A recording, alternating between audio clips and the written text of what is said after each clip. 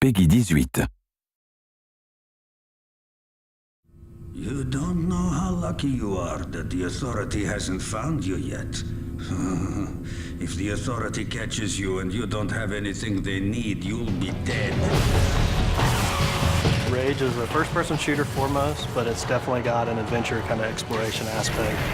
And it's not an RPG, but it's got that flavor and that feeling, and it's just much more in-depth than you'll ever get out of a normal first-person shooter. You know, you can kind of involve your mind in more than just your trigger finger.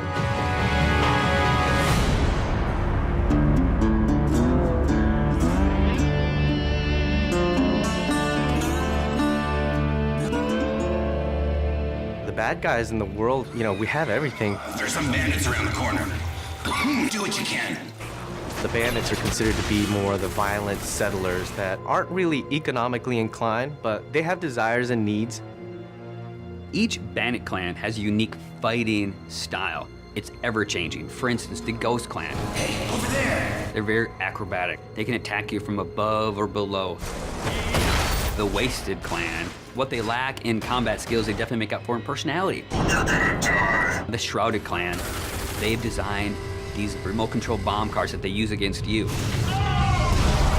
We felt that with human type opponents, if you add personality to the fighting skills and add personality to the characters, it really makes the world more refreshing. We're losing this!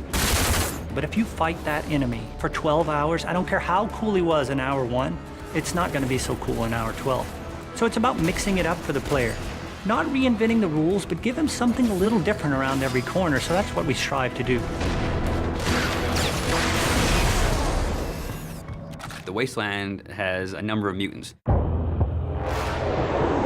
So there's a bit of mystery to where the mutants came from. Some people believe that the cosmic radiation in the impact winter affected human development. But some people believe that the Authority were conducting experiments on humans, and the failures were, of course, the mutants. Then, of course, there's the Authority.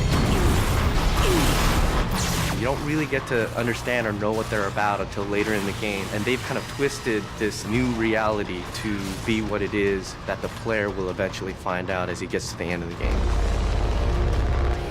These guys are battle-hardened military badasses. They have full body armor. They can coordinate with other squads. They have heavy weapons.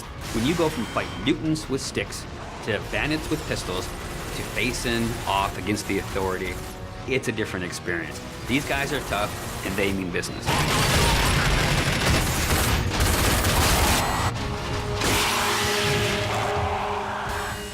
It is famous for having incredible graphics. So I wanted to have this real combat feel to it. Remember, to be of use to us, you must be able to move around freely. We decided to kind of make animations using motion capture. In Rage, we have upwards of 6,000 animations that have been created. One type of character may have 300, 400, 500 animations that go with them. By applying those animations, the character is starting to look a lot more interesting. You also look interesting. When you're actually in combat with an AI, they have multiple layers themselves. When you shoot at the enemy, they'll actually react to the shot. So they'll freak out and they get into this scramble mode where he's running around trying to save his life and then dive into cover. And this is not really scripted, it's just based on what you've done to the enemy, which will change the AI state, and then they will play these different state of animations. And you can interact with them at the time they're doing that, so it's not like they're just stuck in that particular animation. You can shoot them and kill them, and everything happens as you would expect. And all these things work seamlessly together to really make our AI stand out and feel like they're part of the world in a way that you haven't seen in a first-person shooter before. Well, enough with all that. When a player's interacting in a combat scenario, the important thing to do is give them choices. And there should never be a dead point when they're only thinking, oh, I'm just holding the trigger down to kill these guys. Unpredictability and the element of surprise makes a great enemy. It's when you enter a room, you think you know the situation, and the AI does something that you don't expect.